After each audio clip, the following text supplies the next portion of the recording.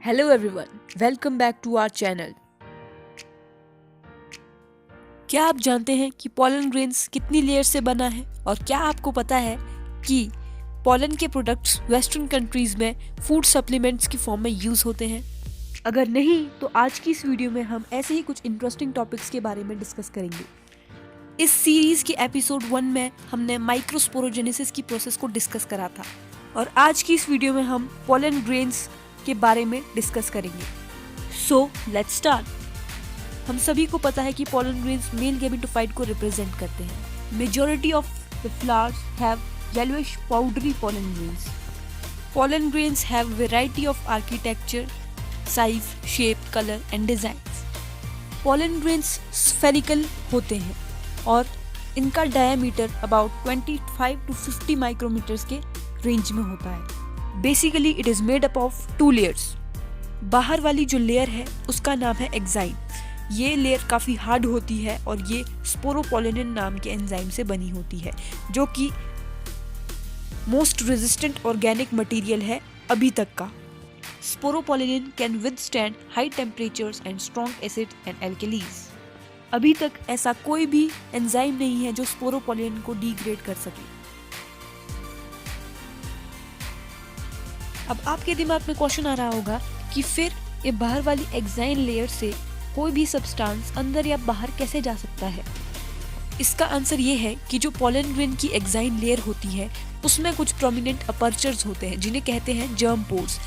इन pores में sporopollenin absent होता है और इन्हीं पोर्स की वजह से प्रोटीन एक्सचेंज होता है, सब्सटेंस अंदर या बाहर जा सकते हैं। स्पोरोपोलिनिन का काफ़ी ज़्यादा सिग्निफिकेंस है एक पॉलन में, क्योंकि पॉलन ग्रेन्स को फॉसिल्स के रूप में प्रिजर्व किया जा सकता है with the help of sporopollenin.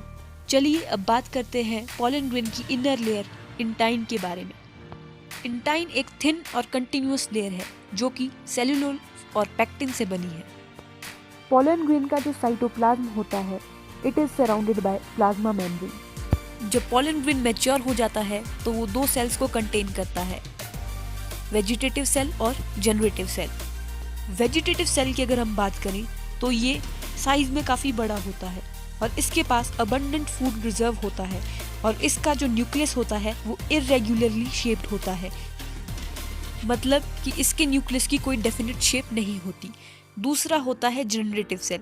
Generative cell vegetative cell के कंपैरिजन में काफ़ी छोटा होता है और वो वेजिटेटिव सेल के साइटोप्लाज्म में फ्लोट करता है। मैच्योर होने पर वेजिटेटिव सेल और जनरेटिव सेल थोड़े से डिफरेंशिएट हो जाते हैं। Generative cell is spindle shaped with a dense cytoplasm and nucleus. जैसा कि मैंने आपको बताया कि जब एंथर मैच्योर होता है तो पॉलन ग्रेन्स झड़ जाते हैं। 60% ऑफ द एंजियोस्पर्म्स में पॉलन ग्रेन्स इसी 2 सेल स्टेज में झड़ जाते हैं।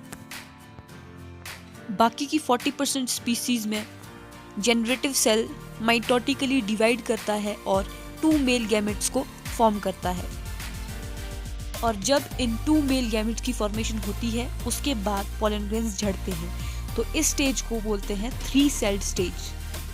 Now let's talk about the disease caused by pollen grains. बहुत सारी स्पीसीज के जो पॉलन ग्रेन्स है वो सीवियर एलर्जीज और ब्रोंकियल एफ्लिक्शंस को कॉज करते हैं। कुछ लोगों में तो ये क्रॉनिक रिस्पिरेटरी डिसऑर्डर्स जैसे कि एस्थमा हो गया, ब्रोंकाइटिस हो गया और ऐसी कुछ डिजीजेस को भी लीड करते हैं। पार्थेनियम और कैरेट्रास ये यूबिक्यूटस है अक्रेंस में। यूबिक्यूटस का मतलब है जो हर जगह पाया जाता है और इसी की वजह से ही पॉलन एलर्जी होती है।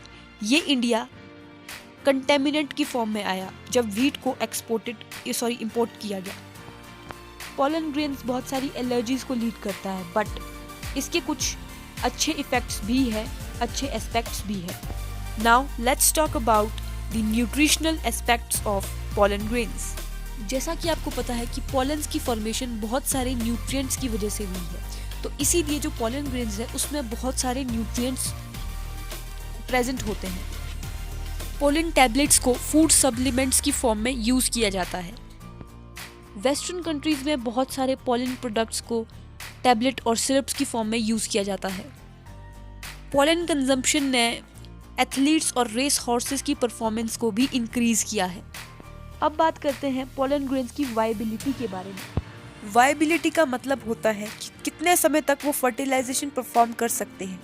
जब एक बार पोलन ग्रेन झड़ जाए तो उसके बाद अपनी वायबिलिटी लूज करने से पहले उसे स्टिग्मा तक पहुंचना पड़ता है ताकि फर्टिलाइजेशन हो सके।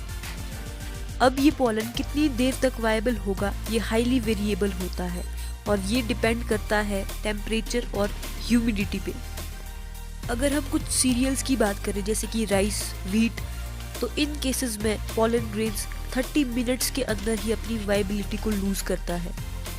वही अगर हम बात करें रोज फैमिली की, लेग्यूम्स की फैमिली की और सोलेनम की फैमिली की, तो उसमें पोलन ग्रेन्स महीनों तक अपनी वायबिलिटी को रिटेन करते हैं।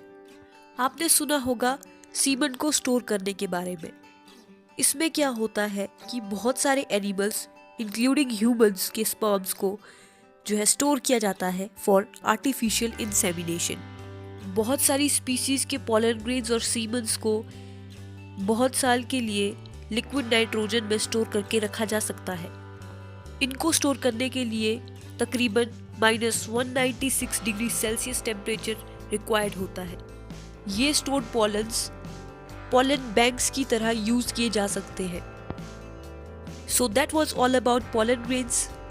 नेक्स्ट वीडियो में हम ऐसे ही कुछ टॉपिक्स के बारे में डिस्कस करेंगे। अगर आपको ये वीडियो अच्छी लगी या आपको इस वीडियो में कुछ भी समझ आया तो इसे ज़्यादा से ज़्यादा शेयर कीजिए और इस चैनल को सब्सक्राइब कीजिए। Thank you so much.